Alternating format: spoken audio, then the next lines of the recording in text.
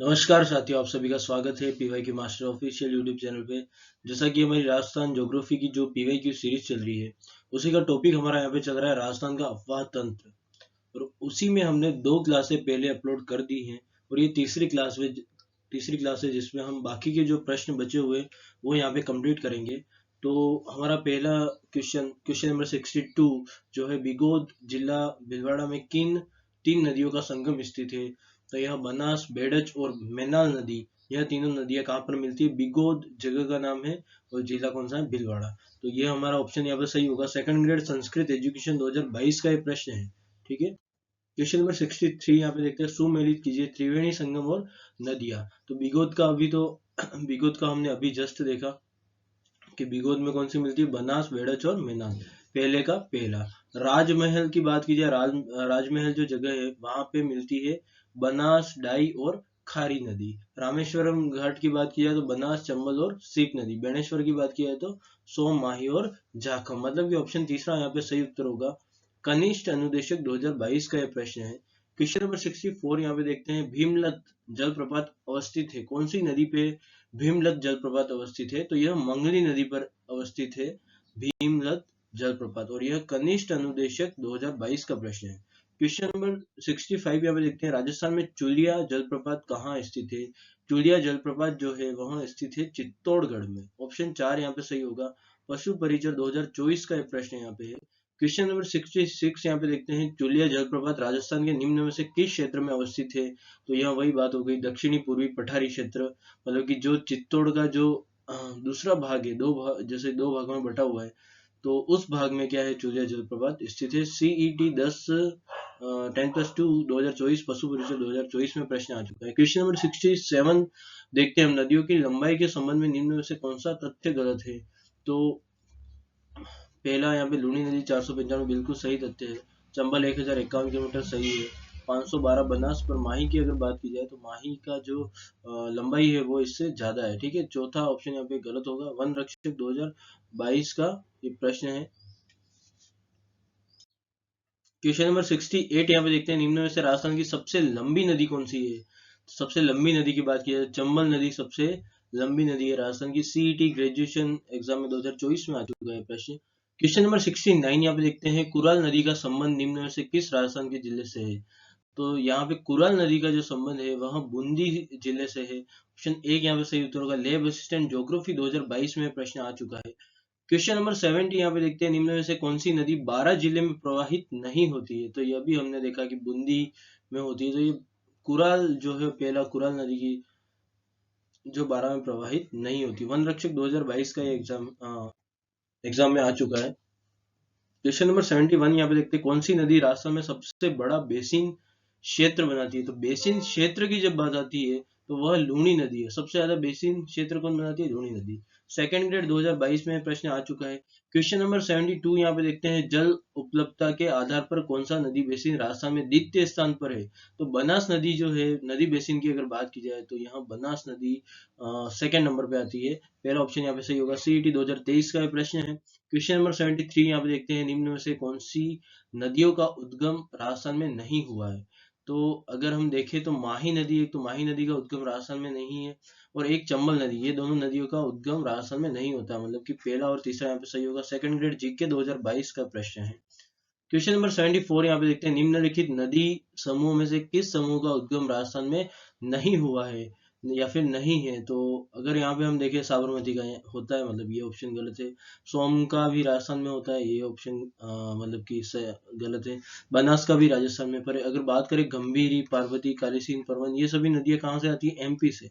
ठीक है। तो ये तीसरा ऑप्शन सही होगा। और यह सभी चंबल की सहायक नदी है। सेकंड ग्रेड ज्योग्राफी 2022 का ये प्रश्न है। क्वेश्चन नंबर 75 पे देखते हैं, नदी उद्गम स्थल में कौन सा एक सुमेलित नहीं है? सावी नदी, सेवर नदियां, कांतली नदी है ये। कांतली नदी खंडेरा की पहाड़ियों से निकलती है। पर बाण गंगा की बात की जाए तो यह जयपुर से निकलती है, बेराट की पहाड़ियों से। यह खमनोर की पहाड़ियों से तो बनास नदी निकलती है। सोम, बिछामेड़ा। ऑप्शन तीसरा सही उत्तर होगा। असिस्टेंट प्रोफेसर 2021 का यह प्रश्न है। क्वेश्चन नंबर 76 देखते हैं, यहाँ पे सुमेलित करना है। घग्गर नदी की बात की जाए तो घग्गर नदी की अगर बात की जाए तो यह निकलती है शिवालिक की पहाड़ियों से।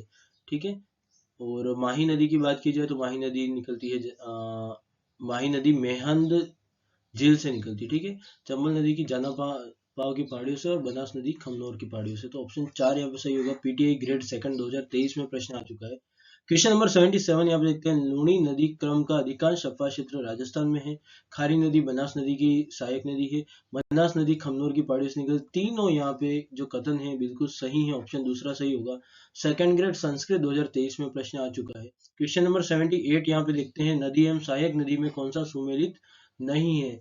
तो चंबल नदी की बनास नदी क्या है? सहायक नदी है। बेड़च बनास की सहायक नदी है।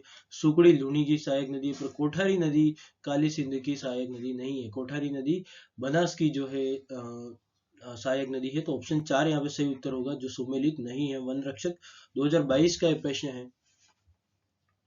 क्वेश्चन नंबर 79 यहाँ पे देखते हैं। कौन सा युग्म सही नहीं है? तो बनास और कोठारी सही है। चंबल पार्वती सही है। लूनी सुकड़ी सही है। माही और साबरमती का तो कोई मेल ही नहीं है। तो दूसरा ऑप्शन यहाँ पे क्या होगा? सही होगा, क्योंकि यह दोनों नदियां न तो मिलती है एक दूसरे से, न एक दूसरे की सहायक नदियां। लाइब्रेरियन थर्ड ग्रेड 2020 का ये प्रश्न है। क्वेश्चन नंबर 80 यहाँ पे देखते हैं। नदियां सहायक नदी में कौन सा सुमेलित नहीं है? तो लूनी और पार्वती की बात की जाए तो यहाँ एक दूसरे की सहायक नदियां नहीं है। लूनी नदी तो इस तरफ पड़ जाती है। पार्वती नदी चंबल की सहायक नदी हो जाती है। तो यहाँ पे ये ऑप्शन पहला ही यहाँ पे क्या होगा? सही नहीं होगा। फर्स्ट ग्रेड टीचर जीके 2022 में आ चुका है, मतलब ये सुमेलित नहीं होगा, मतलब पहला ऑप्शन यहाँ पे सही होगा, ठीक। क्वेश्चन नंबर 81 यहाँ पे देखते हैं। सुमेलित कीजिए। तो चंबल की अगर बात की जाए, चंबल नदी की जो सहायक नदी यहाँ पे है वो है सिवन और परवन नदी, ठीक है। माही नदी की है अनास और चाप। साबरमती की वाकल और हथमती। बनास नदी की खारी और बांडी। मतलब कि ए का तो आएगा 2, बी का आएगा 3, सी का आएगा 4 और डी का आएगा 1। मतलब कि ये जो डार्क कर रखा है ये ऑप्शन गलत है। यहाँ पे पहला ऑप्शन हमारा यहाँ पे क्या होगा? सही उत्तर होगा। फर्स्ट ग्रेड संस्कृत 2023 में प्रश्न आ चुका है, ठीक है। क्वेश्चन नंबर 82 यहाँ पे देखते हैं। शाखा एवं नदी में सुमेलित नहीं है।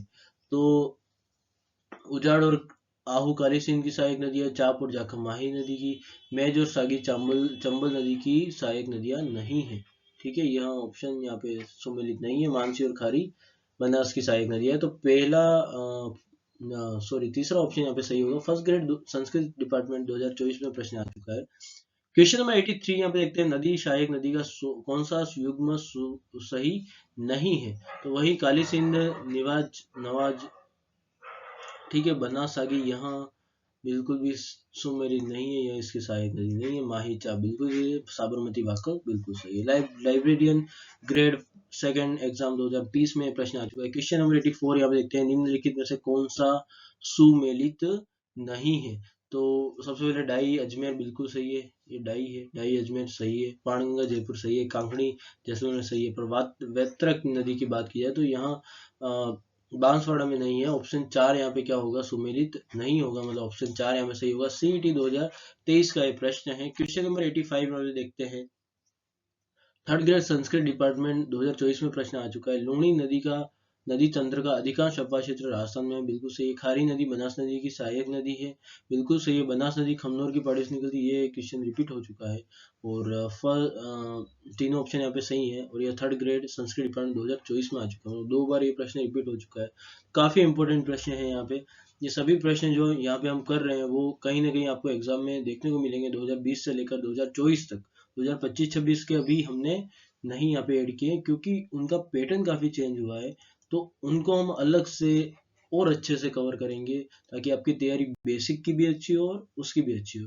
तो इसी के साथ ये वीडियो यहीं समाप्त होता है। और हमारा जो नेक्स्ट वीडियो यहाँ पे रहेगा वो रहेगा राजस्थान की जलवायु पर, ठीक है। तो वीडियो देखना बिल्कुल भी मत भूलिएगा। और चैनल सब्सक्राइब नहीं किया हो तो चैनल सब्सक्राइब जरूर कर लीजिएगा। वीडियो अच्छा लगा हो तो लाइक शेयर और कमेंट भी कीजिएगा। वीडियो देखने के लिए बहुत बहुत धन्यवाद। मिलते हैं नेक्स्ट क्लास में।